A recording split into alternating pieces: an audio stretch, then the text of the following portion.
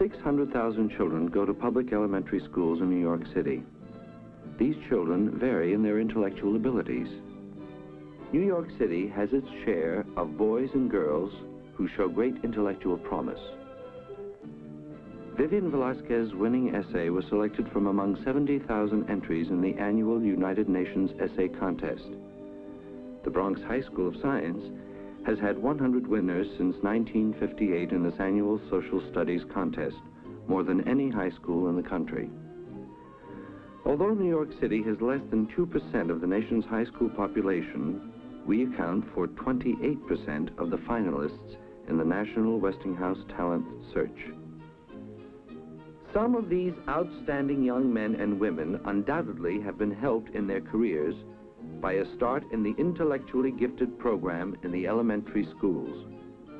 This program is for children who show great intellectual promise. While it is not new, not every elementary school has classes for gifted children. When there are not enough pupils in the local school to form this special class, a central school is provided.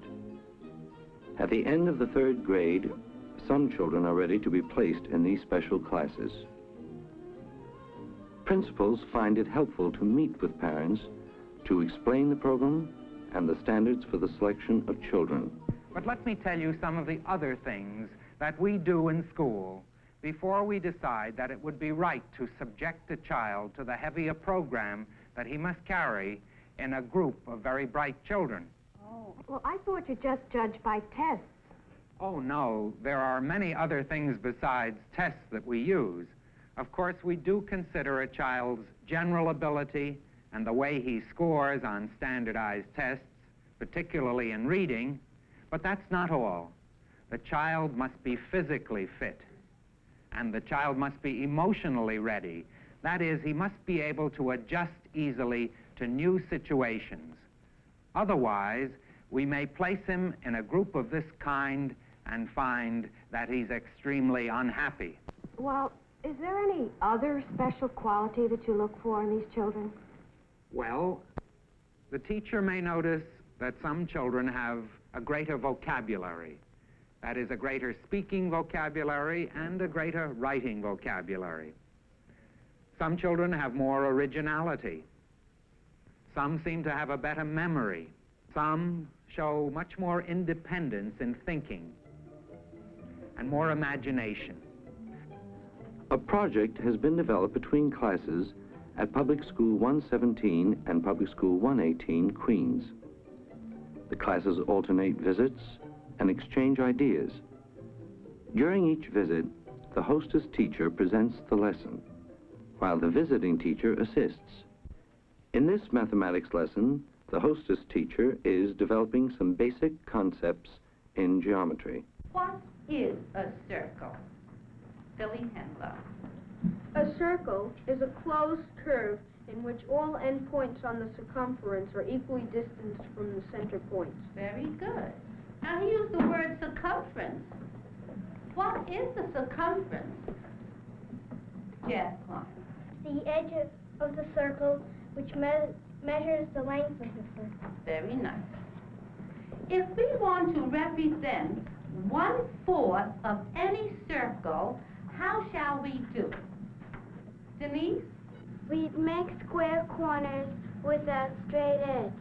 Where would we make the square corners, Denise? From the center point. Good. In the center of our circle. Let's do it. You do it at your seat and I'll do it here.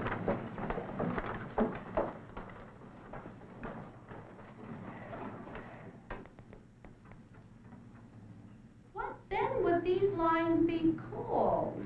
Can you tell me, David? Rays. Why was would they be called rays? David, since you answered. Because a ray is a line with starting at one end point, going in one direction endlessly. Which figures in this set have angles larger than right angles? Billy. I see greater than a right angle in the hexagon and the octagon. Children, I also want you to think about something. Think about why right angles are important.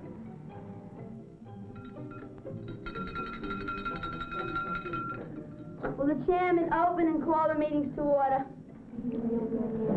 Helping a child think for himself, to think critically, is one of the most important tools he can carry with him for the rest of his life. A child needs experience to gain this ability, and a study of a newspaper can furnish that much-needed experience. This 6th grade class had provision for the regular study of a newspaper in their breakfast club, where the children group themselves informally according to their interests. The children delight in exploring and discussing the day's events, the news both home and abroad. This also provides a great incentive for them to use television and radio programs intelligently.